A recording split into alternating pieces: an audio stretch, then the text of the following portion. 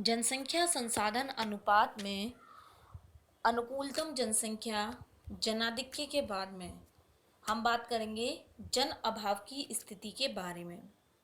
जैसा कि हमने पढ़ा कि अनुकूलतम जनसंख्या में तो जनसंख्या और संसाधन में बैलेंस रहता है। जनाधिक्य में संसाधनों की तुलना में जो जनसंख्या होती है वो अधिक होती है। जन अभाव का मतलब हो गया किसी भी क्षेत्र में संसाधन तो उपलब्ध है, लेकिन उन संसाधनों के उपयोग के लिए वहाँ जो जनसंख्या है वो उतनी मात्रा में उत्पन्न नहीं है। यानी कि किसी भी क्षेत्र या देश में जो निवास करने वाली जनसंख्या है वो वहाँ मौजूद या उपलब्ध संसाधनों की तुलना में न्यून होती है या कम होती है, तो ऐसी स्थिति को हम जन अभाव, न्यून जनसंख्या या जन अल्पता की स्थिति कहते हैं। जन अभाव वाले क्षेत्रों की अगर हम बात करें तो यहाँ संसाधन तो बहुत मात्रा में, प्रचुर मात्रा में मिलते हैं, लेकिन वहाँ पर जनसंख्या कम होने के कारण उन संसाधनों का पूरी तरीके से उपयोग नहीं हो पाता, जिसके कारण वह जो क्षेत्र है उसका संतुलित आर्थिक विकास भी नहीं होता है। तो ऐसे क्षेत्रों में जो जनसंख्या है, मतलब जो जनसंख्या होती है, जनसंख्या से जो अधिक जनसंख्या है उसके पालन पोषण में ये सहायक हो सकते हैं। यानी ये जो कम जनसंख्या वाले क्षेत्र हैं इनमें अगर जनसंख्या आ जाए या अन्य क्षेत्रों को सपोर्ट किया जाए तो ये अधिक जनसंख्या वाले क्षेत्रों के लिए लाभ पहुंचा सकते हैं। तो जनाभाव वाले क्षेत्र जो है वो ऐसे प्रदेश होते हैं जहां पर जनसंख्या की मात्रा को बढ़ाकर ही वहां के आर्थिक विकास और प्रति व्यक्ति आय को जो है वो उच्च किया जा सकता है। यानी ऐसे क्षेत्र जहां पर संसाधन है लेकिन जनसंख्या है ही नहीं, जिससे कि वहां उपलब्ध संसाधनों का उचित मात्रा में संपूर्ण तरीके से उपयोग किया जा सके। इस संबंध में क्लार्क महोदय ने अपने विचार प्रकट किए। जीआई क्लार्क महोदय ने कहा कि जन अभाव वाले क्षेत्रों में संसाधनों का पूर्ण उपयोग नहीं हो पाता है, अथवा जहां संसाधन जीवन स्तर में कमी के बिना अथवा बेरोजगारी में वृद्धि के बिना ही रहता है, जनसंख्या का पोषण करने में समर्थ होता है। यानी जिन क्षेत्रों में जनसंख्या ही नहीं है वहां ना तो बेरोजगारी जैसी समस्या उत्पन्न होगी और ना ही वहां पे जो जीवन स्तर है वो उच्च होगा। तो यानी संतुलित विकास तो हम उसी को मानेंगे जिस क्षेत्र में संसाधन और जनसंख्या की मात्रा जो हो वो आपस में पैरेलल हो, एक दूसरे का जो है वो उचित तरीके से वो एक दूसरे की क्षतिपूर्ति करते हों। लेकिन वह क्षेत्र जहां पर जनसंख्या तो बहुत ही कम है, जहां संसाधनों का उचित तरीके से प्रयोग ही नहीं हो रहा है, तो ऐसे क्षेत्रों में तो जन के अभाव की स्थिति ही रहती है। अब बात करते हैं जनाभाव के प्रकार के बारे में। इसको भी जनाधिक्य की तरह दो भागों में बांटा है।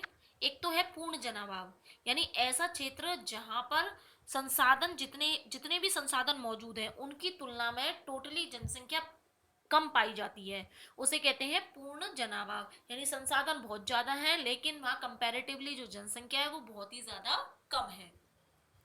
सेकंड जो इसमें आता है वो आता है सापेक्ष जनाभाव। इसका मतलब यह है कि किसी भी क्षेत्र में संसाधन उपलब्ध हैं, उस क्षेत्र में जनसंख्या भी थी, लेकिन कोई महामारी फैलने के कारण या फिर कोई कृत्रिम कारणों से उस क्षेत्र में जो मृत्यु दर है वो बढ़ती चली गई और जन्म दर जो है वो उसमें धीरे धीरे कमी आ गई। तो मृत्यु दर के अधिक होने के कारण जो जनाभाव की स्थिति उत्पन्न हुई उसको सापेक्ष जनाभाव कहते हैं।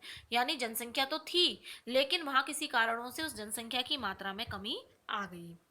अधिकांशतः जो पिछड़े समाज होते हैं उनको हम इसके अंदर शामिल करते हैं, जिसमें लोग आज भी अंधविश्वास, रूढ़िवादिता आदि कार्यों में, धार्मिक कर्मकांडों में फंसे रहते हैं, या फिर जहाँ पे चिकित्सा संबंधी, स्वास्थ्य संबंधी जो फैसिलिटीज़ हैं वो पूरी तरीके से डेवलप नहीं होती हैं, जिसके कारण भी वहाँ पर जो है वो इस तरह की स्थिति उत्पन्न हो जाती है।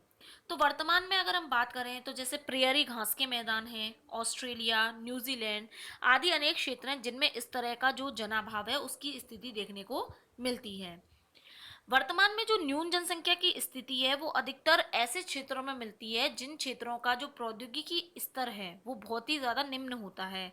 यानी ऐसे क्षेत्रों में संसाधन, भूमि सब पर्याप्त मात्रा में उपलब्ध हैं, लेकिन वहाँ की जो जनसंख्या है वो अशिक्षित है, वो यह नहीं जानती कि इन संसाधनों का वो किस तरीके से उपयोग कर सकते हैं और किस तरीके से इन संसाधनों को अपने उपयोग में या अपने काम ला सकते हैं। तो जिसके कारण वे अपनी आवश्यकताओं की पूर्ति नहीं कर पाते हैं और ना ही पूरी तरीके से जो वो संसाधन है उनका उपयोग कर पाते हैं।